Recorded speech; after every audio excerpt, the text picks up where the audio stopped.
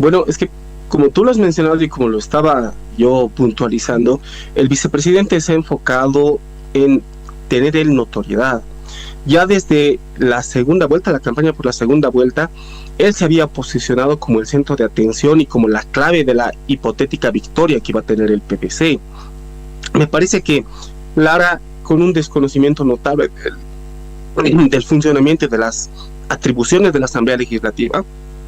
han pasado a ser afirmaciones que podrían ser calificadas como temerarias, pero sobre todo como declaraciones que tienden a centrar el protagonismo en su persona, en su carisma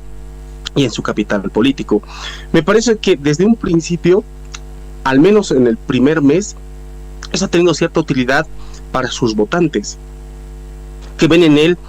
que veían en él al menos la representación del outsider, de aquel que está por fuera del sistema, de aquel que no se vende, de aquel que denuncia la corrupción, que no sigue los protocolos ni las normas específicas de la práctica política en países como el nuestro,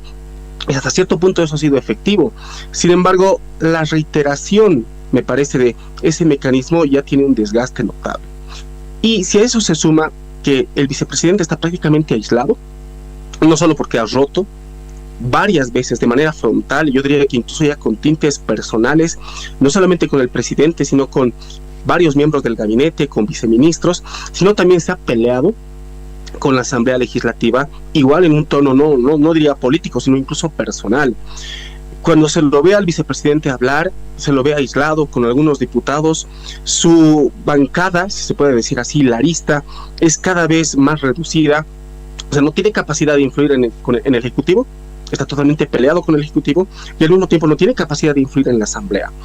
Y eso está produciéndole que solamente se limite a emitir discurso, que su faceta de influencer, TikToker, sea lo único que le quede para manifestar criterios, denuncias y quejas. Y eso resulta ser cansino. Si eso se suma a Mario, que en varias oportunidades él, podríamos decirlo, ha infravalorado ciertos parámetros y valores de conducta que existen no solamente en la política boliviana, sino en la sociedad boliviana, eso también le ha generado desgaste. Pienso concretamente en la vez que de manera desatinada mencionan la supuesta infidelidad de su esposa, pero luego hay una reconciliación. Ese tipo de aspectos no tienen relevancia política, pero sí tienen relevancia social. Me parece que la sociedad boliviana, sobre todo los sectores populares, no exclusivamente los sectores populares, pero particularmente ellos, tiene una visión del liderazgo masculino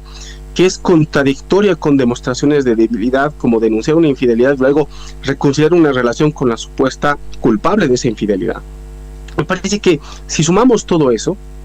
a lo último que ha estado haciendo, pidiendo disculpas, anunciando que no va a volver a agredir al presidente ni hablar de él, después de haber amenazado con que lo tenía sujeto, condicionado, que él no podía hacer nada sin él, es un discurso contradictorio y desgastante que me parece que incluso sus propios seguidores los está descolocando. Y como último factor, a mí me parece trascendental esto, durante el ciclo de protestas contra el decreto 5503, Mario,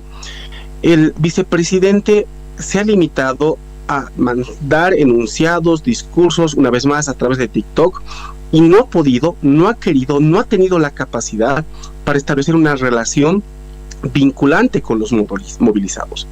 Posiblemente era de esperarse, las organizaciones sociales movilizadas quizá tenían expectativas de que el vicepresidente se sume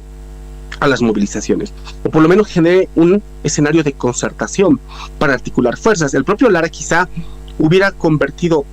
esa masa de apoyo virtual que tiene, esa masa de apoyo popular ocasional que ha tenido, creo yo, en las elecciones, en un apoyo político de base, consistente, pero el vicepresidente Lara no ha tenido esa capacidad y parece que tampoco conoce las claves para poder acercarse al movimiento organizado que en su momento tiene una victoria espuria. Entonces, si sumamos todos estos aspectos, Mario,